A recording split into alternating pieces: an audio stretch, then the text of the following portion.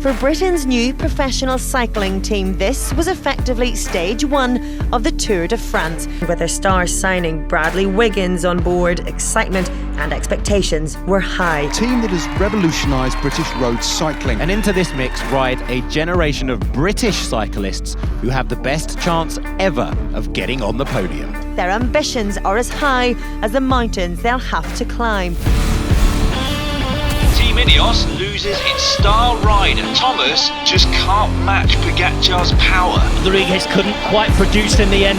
And that is not the result Team Ineos would have wanted today. Ultimately, bike racing at the highest level is a mercenary sport. The riders hated it, the fans hated it, there was no interaction, and that's the point where they went too far with it. My sense with Brailsford is that he is a very good manager. I don't think he's actually that good at building for the long term. There's a big part of the budget gone on a rider who can't perform. There's just no logic in it to me at all, and I simply can't get my head around it. Teams are so scared. You have to say he's not being managed properly, and it's really hard to work out why. I think 25 is going to be a pretty year for the team. I don't think so. It's 26. What is going on at Ineos Grenadiers? It's a question quite a few people have been asking themselves over the last year or two, because the team that was once the powerhouse of pro cycling has struggled to continue making the impact of its heyday. In terms of results, 2024 was the worst in its 15 years of existence. The team's relationship with Tom Pidcock appears to have gone sour. Certain members of staff have either gone AWOL or just jumped ship completely, and some departing riders are talking about the need for change. Are things really that bad? Can they turn it around? Will they turn it around? I've been doing some digging to find out what's going on.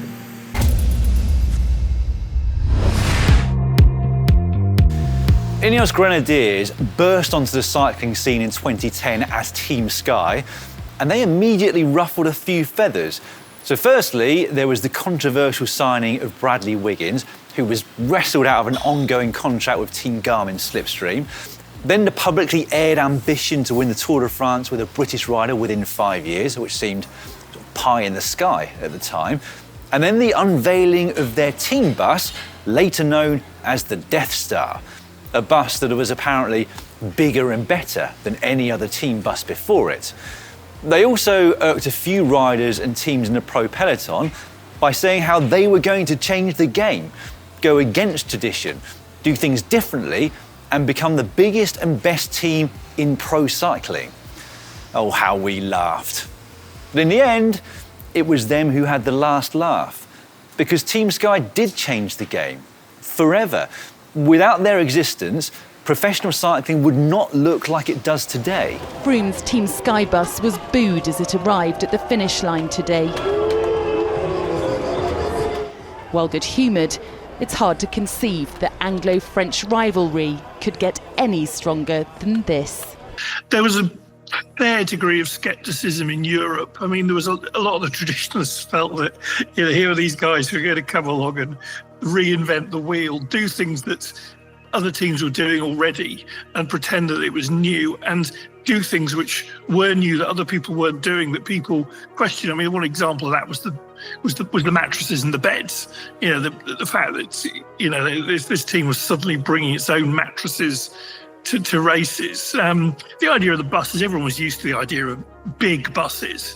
That was something that pretty much every major team had at that point, and all the World Tour teams had buses. But what they didn't have was buses with ambient mood lighting, designed by a psychotherapist, which is what Team Sky had. 2010 was far from the debut season they'd hoped for, but things started to pick up pretty quickly in 2011. Their star signing, Wiggins, had the best Grand Tour of his career to that point. After crashing out of the Tour de France, he finished third at La Vuelta, behind Juan Jose Cobo, who was later stripped of the title, and his Team Sky teammate Chris Froome, who until then was a relative unknown. Most of you will know the story of the next few years. Wiggins won the Tour de France and Olympic time trial gold in 2012, a feat that would propel him to superstardom in the UK, whilst Froome would go on to win 4 of the next 5 tours. The team was like a juggernaut or express train that just couldn't be stopped. Geraint Thomas stepped up to win the Tour in 2018, and a year later, the young super talent Egan Bernal did the same. By May of 2020, a little over 10 years after the launch of Team Sky, they'd won the Vuelta twice, the Giro once, and the Tour de France 7 times with 4 different riders. What was it that had clicked? I think what set us apart is it's not one thing. It's across the board, everything, nutrition, equipment, marginal gains. People kind of smirk about it and have a chuckle, but we were the forefront of everything. One example was, what is the best environment to do your warm-up for a time trial? No distractions, so no fans. So we'll set the turbos and put up black boards, higher than head height, so nobody can see you. And that's the best setting for a warm-up. And then the riders hated it, the fans hated it, there was no interaction, and that's the point where they went too far with it. But they tried it, they weren't afraid. One thing that set us apart was the budget. People still go on about it now, and we're a long way from the top of the tree in that department. But at that point, we were significantly higher. In preparing for this video, I've spoken to a number of people off the record, team staff, current and former, rider agents, etc. And a running theme amongst all of them was how highly they spoke of Dave Brailsford's management, leadership, vision and drive. One person actually said to me that after being in a room with Brailsford, they would always come away thinking, he's clever, he's thinking differently to other people. And it makes you ponder whether it's he that is now the missing component. There's no doubt the team does miss Dave Brailsford. He might still be in the Ineos group. He may still keep his eye on what's happening in the bike team, but he's not hands-on day-to-day, 365 days like he used to be. I think Brailsford's pretty critical because when Brailsford is on it with a single project, he is really, really good. But we've seen it before with Brailsford that this is just my view, and I think the history bears me out to some extent, that when he spreads himself too thin, that's when you have issues, because there were issues with the British track cycling team prior to London 2012 because Brailsford went off the case building Team Sky. The team struggled, relatively speaking, in 2010-11. And it was only when Brailsford got back on board and got really driving things again that it functioned. My sense with Brailsford is that he is a very good manager in what you call a commando sense. If you have a mission and it's a single mission and you want to get that done, he's great. But I don't think he's actually that good at building for the long term. I don't think he's that good at when he disperses his attention. So I think at the moment, the job that he's doing at the moment, I think is probably not the right job for Dave Brailsford. But it's not only Brailsford. Rod Ellingworth has moved on too, as has Fran Miller, two of the core management through the team's peak years.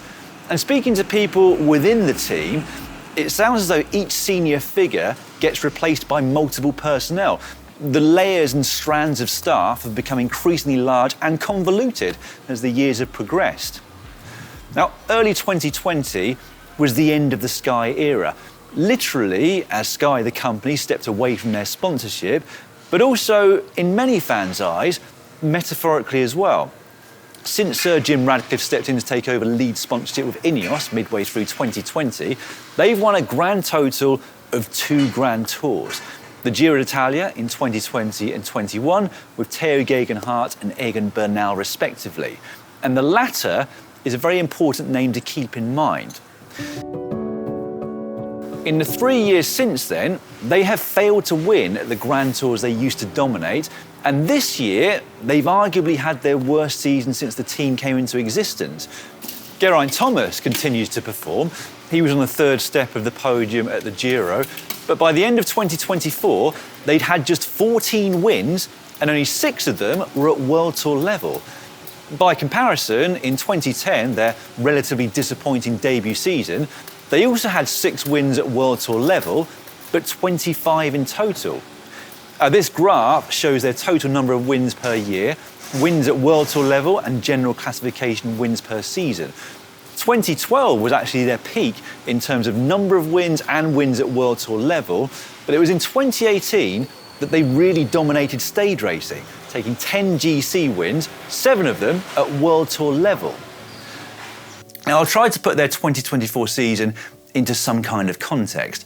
In their first 14 years, the team averaged 6.5 general classification wins per season. This year, they had 1. In their first 14 years, the team averaged 35 wins per season. This year, they had 14. I could go on, but statistically, there's little doubt that 2024 was their worst season to date. The question is, why? At the time I didn't notice, but looking back, and I've thought about it recently, is we started repeating what we did the year before. And it was this preparation, everything went so smoothly and clean last year. Let's do the same. Where to improve, you have to improve, and to improve, you have to change. You have to make tweaks. So even if last year was brilliant, we did everything here, we were at this level, let's make a few tweaks, a few adjustments, bring this person in aerodynamics, whatever it is, and just like get better. And I think there was probably 3 years where we stood still. They may not have been innovating on quite the scale they were, but they also had a piece of bad luck that cannot be underestimated. Egan Bernal, a man who'd won the Tour de France at the age of 22 and the Giro d'Italia 2 years later, signed a lucrative 5-year contract with the team, which was announced on the 10th of January 2022.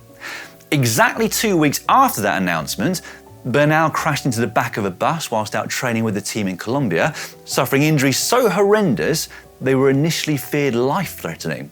Thankfully, he survived, and despite initial concerns, he'd not only walk again, but ride and race again at the very top level. However, he's yet to win a race since that crash. He's still a bloody good cyclist, but perhaps not the rider he was or the one that he promised to be. And that was an enormous piece of bad luck for him and for the team that couldn't have been foreseen, and one that was a hammer blow to the morale and motivation of the entire squad, riders and staff.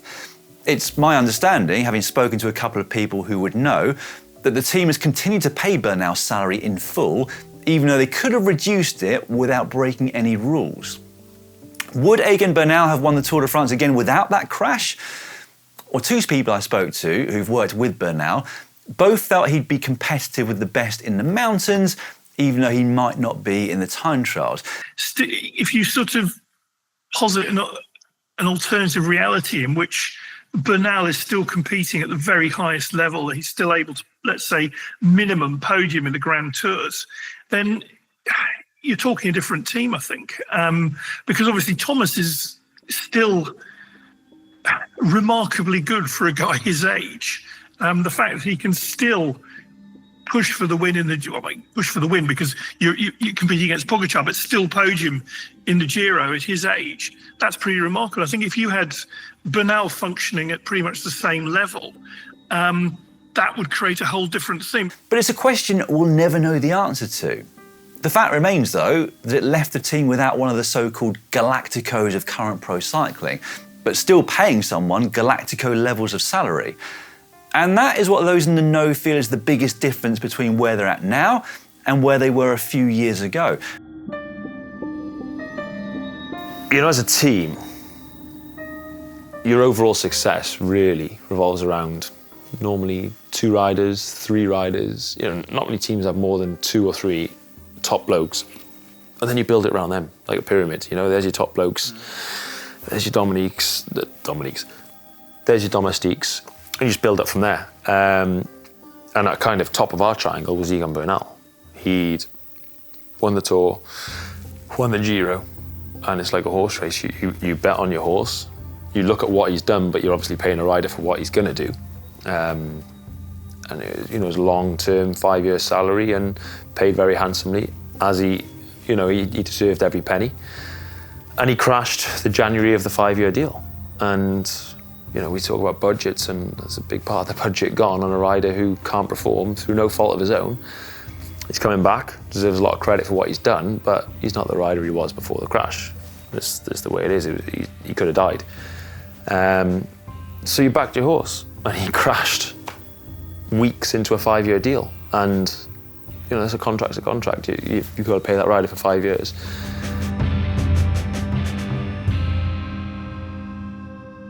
They don't have Pogačar or Vinegar or Roglic or Evenepoel, even though it sounds like they tried with the latter.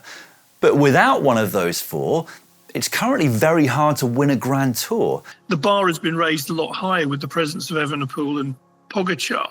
But back then, there was a gap that was ready to be exploited, and they were able to go into that gap. Between the four of them, they've won 7 of the last 8 Grand Tours. And I know Pogačar is an anomaly, but this year alone, he won 4 times as many World Tour races as the whole of Team Ineos. Roglic, despite his injuries, also won more World Tour races than the whole of Team Ineos. So it is hard. Those riders are all on long-term contracts, so if you don't get in early, you might not get in at all. And increasingly, the up-and-coming talents given a choice are not choosing Ineos Grenadiers. And there are plenty of recent examples of this. Take Albert Philipsen, for example, a Danish super talent who's won the Junior World Mountain Bike XCO Champs twice, the World Road Champs once, as well as the European Champs and multiple national titles. I mean, it's quite clear this kid is going places in the cycling world, but it's Lidl Trek who got his signature. His initial contract with them is for 4 years, but there's a likelihood that if he performs at or above expectations, that contract will be renewed well ahead of its ending. 18-year-old Spaniard Pablo Torres, who came agonisingly close to winning this year's Tour de l'Avenir, has signed a 6-year deal with UAE Team Emirates. The rider who won that race, Joe Blackmore, has chosen to stay with Israel Premier Tech. The Galacticos are all locked in, but so too are the emerging mega talents, and most of them are choosing to sign somewhere elsewhere than Ineos. Yeah, and the problem is that if you're in that situation, then you've got to be really quick-footed. You've got to be thinking a long way ahead with agents as well, because whose contracts are going to be coming up, not this year, but next year or the year after. Yeah, just time. You know, you speak about time frames, and even 3 years, I think, is short term. I think that there should be, you're almost split into 2 goals, short and long term, and short is 3 years, and long is 5, 6, 8 years. I think that's how far ahead you've got to be thinking, and teams are so concerned about missing the next Remco or Pogačar that they'll just say, right, we'll sign this guy really young, long term, spend whatever it costs, and we'll take that risk. And teams are so scared to miss that next generational talent. And then, I think just really take it back to the basics. And I think it starts with rider recruitment. And you say, right, these are the riders we got under contract for whatever, 25, 6, 7, 8, 9, however long the longest contract runs. What does our dream team look in 2030? What characteristics, what races do you want to build? What's our goals? And just take it back to the whiteboard and pen. And time. Like, I think 25 is going to be a pretty year for the team. I don't think so. It's 26. Maybe that's a building phase.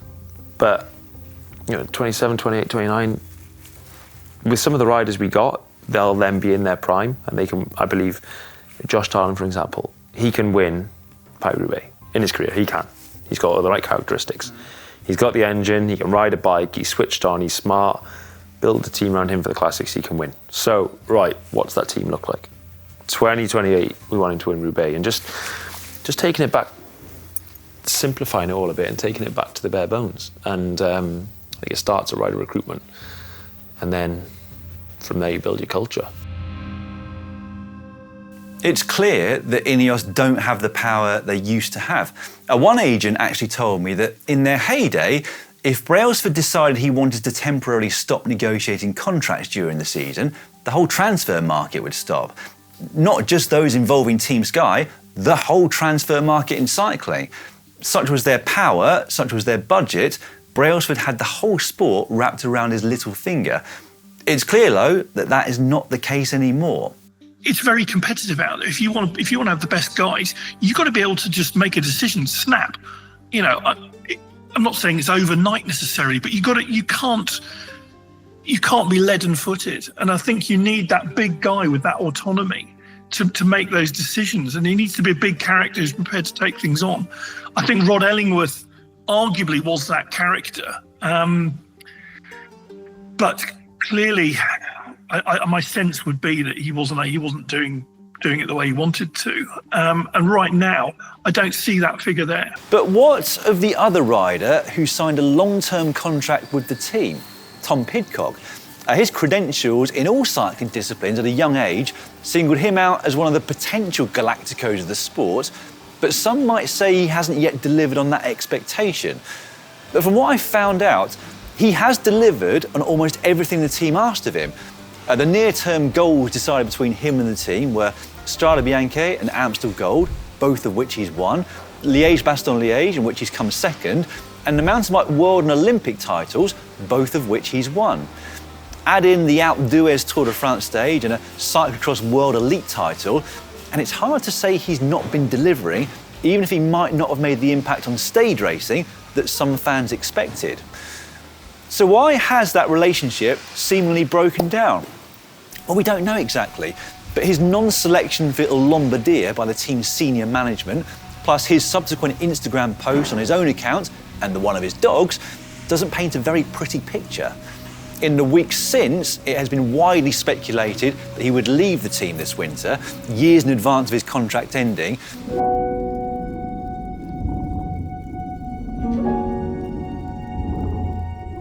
Absolutely bizarre. I mean, I simply don't understand it. It's there's just no logic in it to me at all, and I simply can't get my head around it.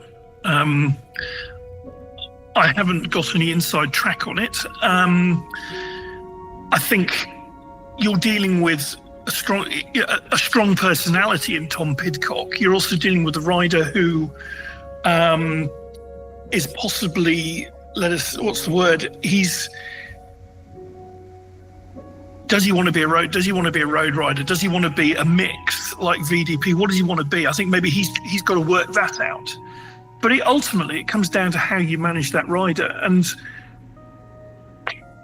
you have to say he's not being managed properly, and it's really hard to work out why. Ethan Hayter, who's heading to Soudal Quickstep next year after 5 years with Ineos, spoke to Eurosport at the recent World Track Championships and said that it was difficult this year and even more difficult when they knew he was leaving, and that they could do with a couple of changes at the team.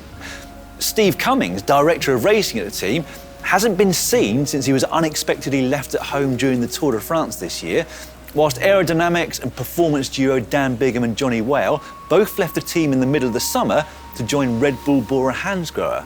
And it was also a surprise to see Luke Rowe himself taking up a staff role on a rival team when it felt like his leadership talent and experience could have been well utilised within Ineos. Do you know, honestly, I never thought I'd really leave the team. I thought that's where I would spend the rest of my post-cycling career. That was the natural thing to do. And then, when that crash did happen in March, and then, it was clear that was the end of my career, and you take a step back and you go, right, what am I going to do? And actually the first team I spoke to was Ineos. It's like, well, what do you want to do? And they kind of laid it out. Right, okay, thank you very much. And then I started speaking to other teams, and I just feel like change is good sometimes. And actually one of my big concerns with staying at Ineos was I want to make a change. I want to, if it's here now, I want it to become better. Whatever department I was in, you want to improve.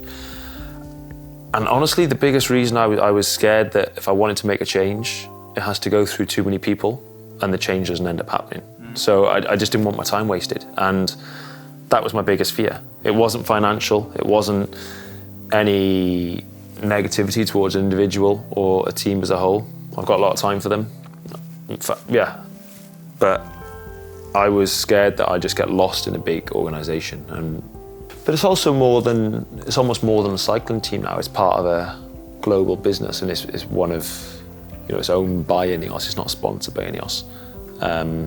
So there's, in Team Sky, it was always Dave B at the top, and pretty much he might have to run a few things through people, but the buck stopped at him. But now there's more levels above and above. And certainly the right people can make decisions that things change overnight. If something big needs to be changed and it goes to the top dogs, they click the fingers, it's done. But for me, I'd be a long way down the pecking order, and I'd have to go up through the chain of command. I feel like this is a good time to point out that I did get in contact with the team regarding participation in this video, but they declined, saying it's not something we do at this point, as we're still finishing off the season's racing, as well as putting our plans in place for 2025. I also want to state that I don't want this video to seem entirely negative around the team. It's obvious they are struggling for the moment, but I, for one, hope that they do turn it around. I mean, it seems to be sort of thing in society at the moment to want the very best to fail, be that a team or a business or an individual. On the way up, people want to give them a leg up, but once they're at the top, there are a load of people looking to bring them down a peg or two, and also finding a sense of pleasure when that does happen. You may disagree at home, but I think the sport would be worse off without this team. I mean, there's no doubt the sport of professional cycling would not look like it does were it not for Team Sky and Ineos. And they're still an extremely professional outfit. They've stuck by Bernal, as I mentioned before. They've also stuck by the likes of Rowe and Egan with their rehab, whilst knowing they'd be moving on at the end of the year. And there are still a large number of motivated and very talented bike riders and staff in their ranks doing their very best.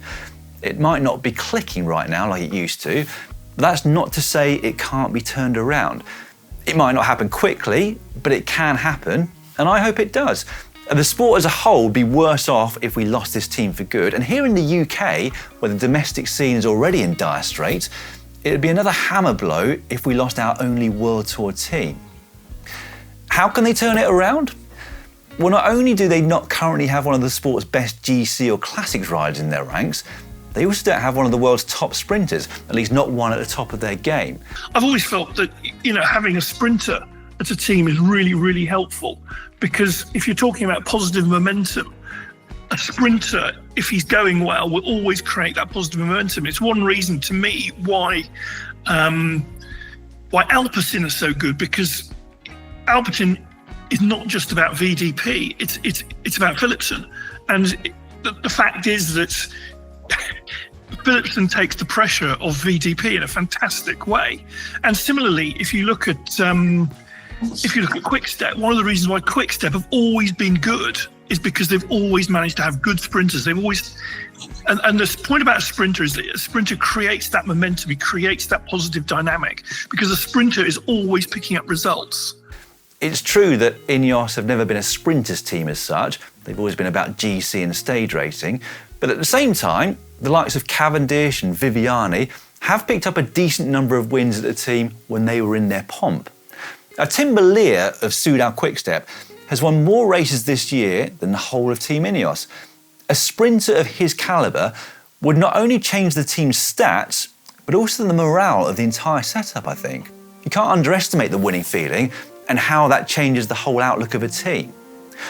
Perhaps they also need to look at how much time and resource is spent on riders preparing for and competing at the Olympic Games. I mean, the Olympics has always been a large part of the squad's DNA, but if you look at this year, for example, Pidcock, Gannett, Viviani, Hayter, Tarling, etc., they were all allowed to devote a lot of their time to an event that is for their nation, not for the trade team that's paying their wages.